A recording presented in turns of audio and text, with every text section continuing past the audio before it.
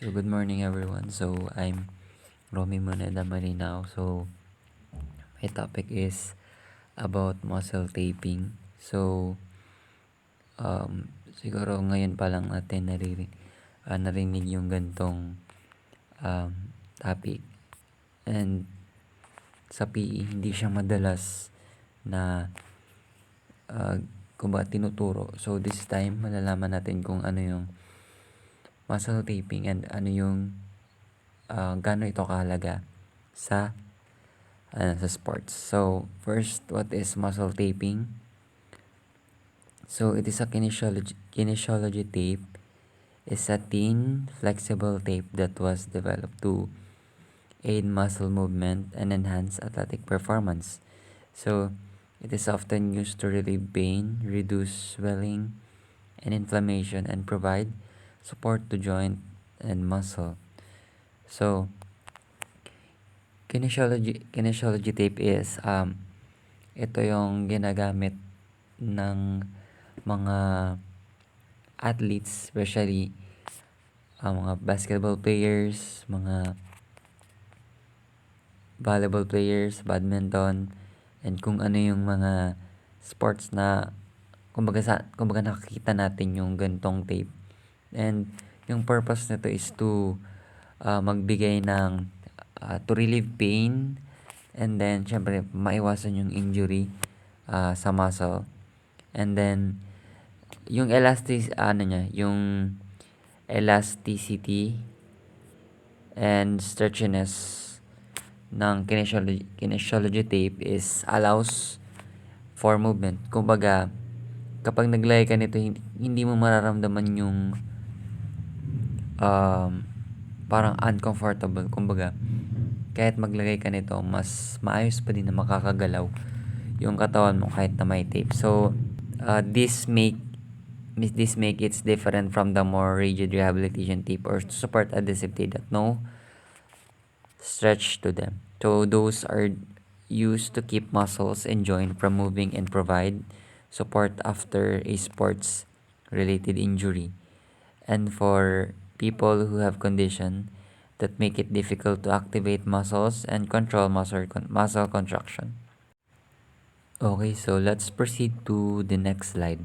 So, ito pong nasa next slide is ito yung kinesiology tape. Makikita natin yung itsura niya and then yung kulay niya. So, yung kinesiology tape is iba-iba yung kulay. Merong black, blue, orange, green, merong peach, meron ding violet. So, ito yung, kumbaga nakikita natin ito madalas, syempre sa mga naglalaro and then sa mga athletes. And then, ito yung example ng kinesiology tape. Is a taping new approach.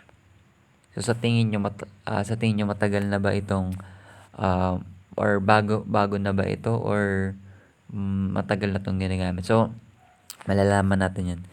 Support adhesive have been used since the Olympic Games in the 1960s.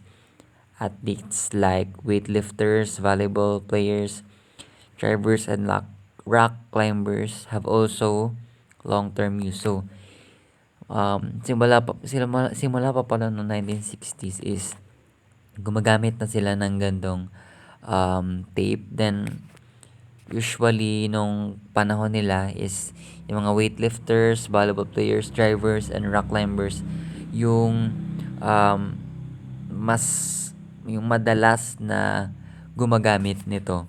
And then, paano ba natin malalaman kung ano yung benefits nito sa katawan natin? So, one of the main reasons we use kinesiology tape is to help people with muscle stimulation after an injury. The thin stretch tape imitates the skin elasticity, so feels very natural. As I mentioned earlier, yung hindi ka makakaramdam ng uncomfortable kapag nakalagay ka nito. And then, when you apply the tape, the skin sends signals to the nerves to activate the muscle. So, kumbaga binubuhay nito yung muscles and nakakatulong din ito para ma-enhance yung magiging performance ng mismong gumagamit nito. So, when the muscles receive that information, they respond to the stimulation and contract. Muscle contraction produce movement, sustain body posture and position, and help stabilize joints. Kumbaga, yung muscle tape is nagbibigay siya ng suporta sa katawan and sa muscle para hindi masira or hindi magkaroon ng injury sa joints. So, proceed na po tayo ulit sa last slide. So, can people use it at home or should it only be applied by trained professionals? So, people can try applying kinesiology tape themselves, but it won't be as effective. There are instructional videos online and some practitioners may be willing to teach you how to apply the tape. So you can continue to do it yourself at home, but you will have a better result if an experienced or certified practitioner applies it with good technique. Taping is not one size fits all. It requires a certain clinical background and experience to understand how best to apply the tape for each patient's anatomy and condition. So, hindi basta-basta yung paglalagay ng tape na kumbaga kung ano yung maisipan natin na pwedeng lagyan is pwede natin lagyan. Much better na magpatulong tayo sa mga marunong or sa mga medical practitioner or certified practitioners na naglalagay ng kinesiology tape sa katawan. And then, meron din tayong papanood sa mga sa internet which is mas makakatulong para mas maintindihan natin yung kung paano yung paglagay ng kinesiology tape. So, yun lang po. Thank you very much. Thank you for listening.